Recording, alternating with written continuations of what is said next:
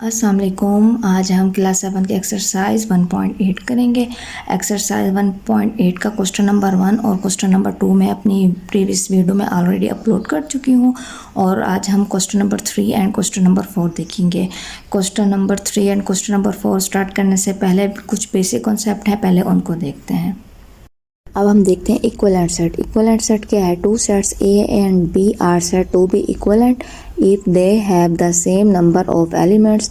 We write it as, इसको इस तरह लिखते हैं, ए इक्विवेलेंट है बी का। फॉर एग्जांपल ए के जो एलिमेंट्स हैं वो हैं A E I O U, B के एलिमेंट्स हैं वो हैं 1 3 5 7 9। We can see that number of elements in set A and set B is 5। So the set A and B are equivalent set. अब यानी कि इनके नंबर ऑफ एलिमेंट्स क्या हों? सेम होने चाहिए। इक्विवेलेंट सेट में नंबर ऑफ एलिमेंट्स सेम होने चाहिए दोनों में, सेट ए में सेट बी में। Equal sets. If set A and B contain the same elements, then the set A and B are equal set. We write it as A is equal to B.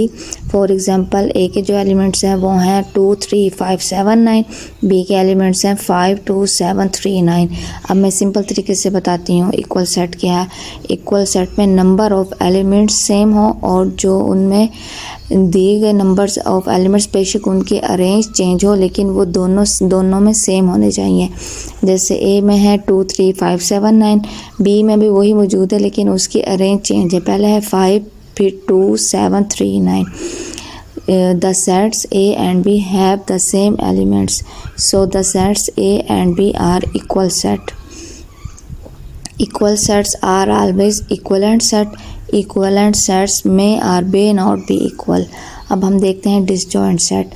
Two or more sets are disjoint if they do not have common elements. Disjoint sets वो होते हैं जिसमें elements common ना हो, यानी कि दोनों के elements same ना हो, set A के और set B के elements change हो।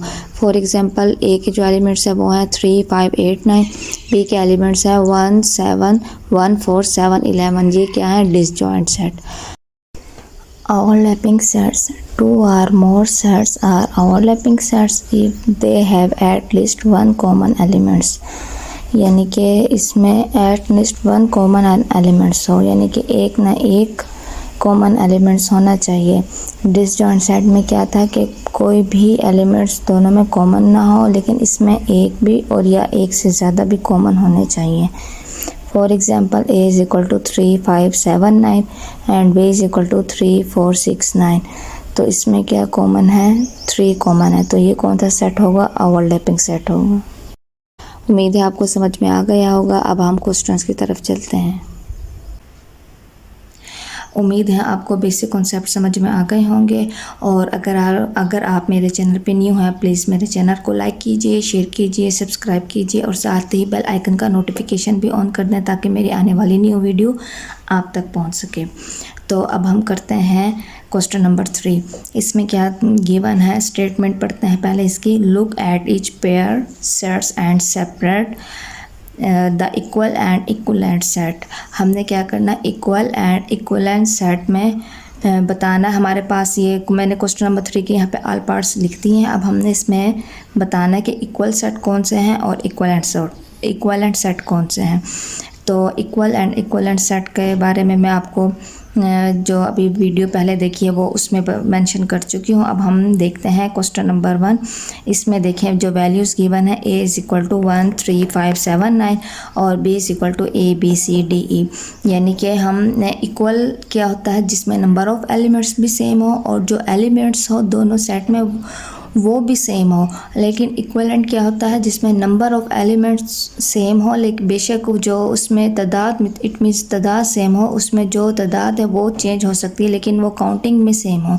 अब देखें यहाँ पे भी है 5, यहाँ पे भी 5, तो ये कौन सा सेट हुआ? Equivalent set. तो इक्विवेलेंट सेट के लिए हमने कौन सा साइन देखना है? वो ये वाला साइन देखना है। हमने इक्विवेलेंट सेट के लिए हम ये वाला साइन लिखेंगे। ये कौन सा सेट है? Equivalent set. अब हम इसका दूसरा पार्ट देखते हैं। इसमें है सी की वैल्यू 0 2 4 6 8 एंड डी की वैल्यू 0 2 4 6 8। इसमें देखें नंबर ऑफ़ एलिमेंट्स भी सेम है और जो एलिमेंट्स हैं दोनों सेट में वो भी सेम है, यानी कि चेंजिंग नहीं है। काउंटिंग में भी सेम है और वैसे भी सेम है।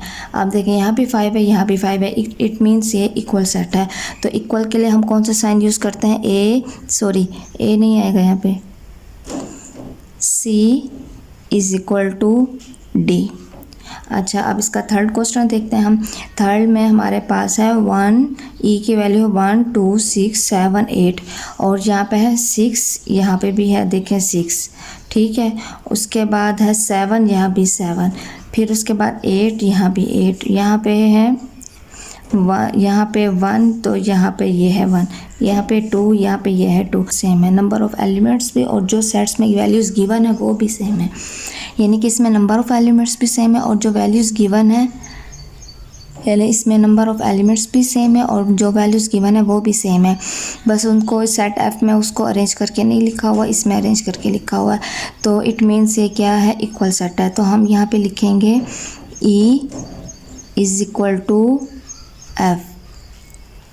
अब हम इसका नेक्स्ट पार्ट देखते हैं। उसमें जी की वैल्यू है 1 2 3, काउंटिंग है कहाँ तक? 20 तक, और एच में है 1 2 3, काउंटिंग है 20 तक, यानी कि ये इक्वल सेट है। अब हम इसका लिखेंगे जी इज़ इक्वल टू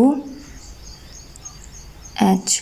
अब इसका लास्ट देखते हैं। इसमें देखें आई की वैल्यू है संडे मंडे, जे की वैल्यू है वकार अली।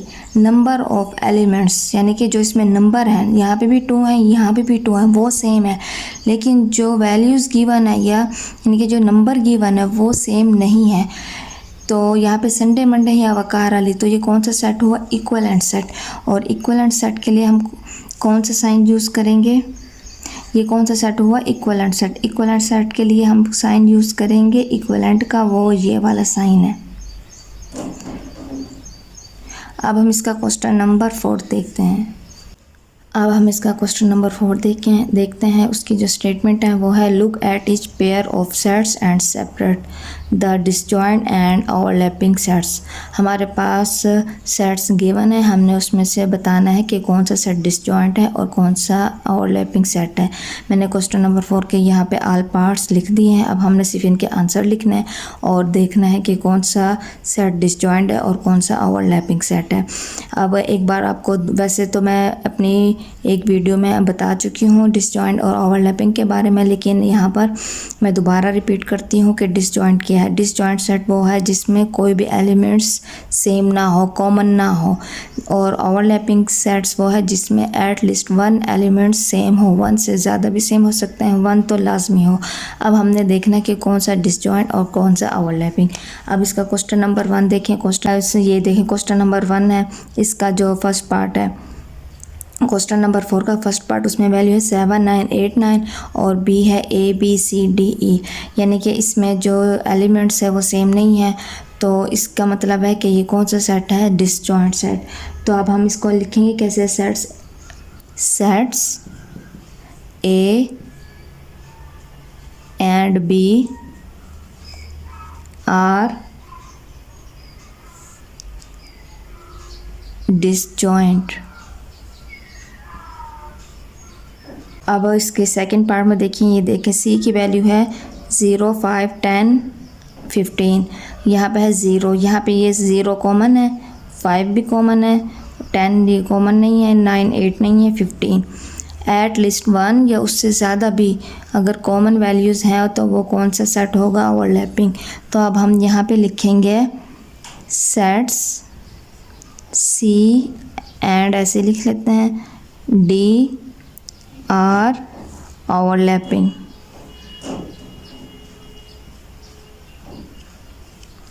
अब उसके बाद इसका थर्ड है, उसमें देखें 1 2 3 4 5 6 1, यहाँ पे 1 सेम है।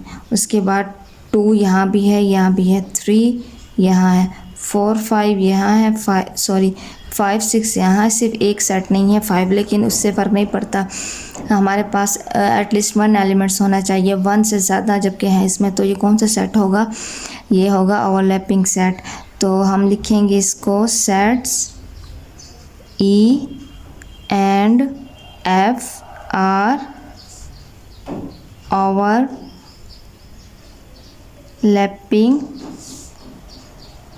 sets। अब हम इसका नेक्स्ट पार्ट देखते हैं। उसमें P की वैल्यू है 2, 3, 5, 7, 11। यहाँ पे है 4, 6, 8, 9, 10, 10 और 12, यानी कि इसमें सेम नहीं है, तो इसमें चेंज है। तो ये कौन सा सेट होगा? ये होगा डिसजॉइंट सेट। हम लिखेंगे sets P and Q are disjoint. उसके बाद है G की वैल्यू देखें x, y, z, H की value U, V, W, x, y, z। तो इसमें देखें, इसमें 3 एलिमेंट्स तो सेम है, तो ये कौन सा सेट कहलाएगा? ओवरलैपिंग सेट कहलाएगा। तो अब हम यहाँ पे लिखेंगे sets G and H are overlapping set। उसके बाद लास्ट है, यहाँ पे है 1, 6, 12, यहाँ पे है जनवरी और यह है फेब, यह है अप्रैल। तो इसमें क्या है? ये चेंज है, सेम नहीं है। तो ये कौन सा सेट कहलाएगा? यानी कि ये सेम नहीं है, ये चेंज है, तो ये कौन सा सेट कहलाएगा? Disjoint set. अब हम इसको लिखेंगे sets I and J are disjoint. तो ये था क्वेश्चन नंबर 4 और उसके ऑल पार्ट्स हो चुके हैं, यानी कि एक्सरसाइज 1.8 कंप्लीट हो चुकी है। उम्मीद है आपको समझ में आ गई होगी। अगर आपको कहीं से समझ में ना आई तो आप मुझे कमेंट्स करके बता सकते हैं। और प्लीज़ मेरे चैनल को लाइक कीजिए, शेयर कीजिए, सब्सक्राइब कीजिए और साथ ही बेल आइकन का नोटिफिकेशन भी ऑन कर दें ताकि मेरे आने वाली न्यू वीडियो आप तक पहुंच सके। और सबसे अहम बात, अगर मुझे ये भी बताएं कि आपको मेरा पढ़ाने का मेथड जो है वो कैसा लग रहा है। अगर आपको कुछ बेहतर नहीं लग रहा या आपको लगता है कि कहीं से मैं बेहतर नहीं कर रही हूँ, तो आप मुझे कमेंट्स में बता सकते हैं ताकि मैं इसमें मज़ीद बेहतरी कर सकूँ और कोशिश कर सकूँ आपको अच्छी तरीके से समझा सकूँ। और मैं अपनी तरफ से तो पूरी मेहनत कर रही हूँ कि आप लोगों को अपना जो मेरे पास पॉइंट ऑफ व्यू नॉलेज है वो आपको बेहतर दे सकूँ। तो मुझे अपनी दुआ में याद रखिएगा। Thank you so much. अल्लाह हाफिज़। उम्मीद है आपको क्वेश्चन समझ आ गए होंगे। अगर कोई क्वेश्चन समझ में ना आए तो आप मुझे कमेंट्स करके बता सकते हैं। और मेरे चैनल को सब्सक्राइब कीजिए और अपने दोस्तों के साथ शेयर कीजिए। मुझे अपनी दुआ में याद रखें। ओके, अल्लाह हाफिज़।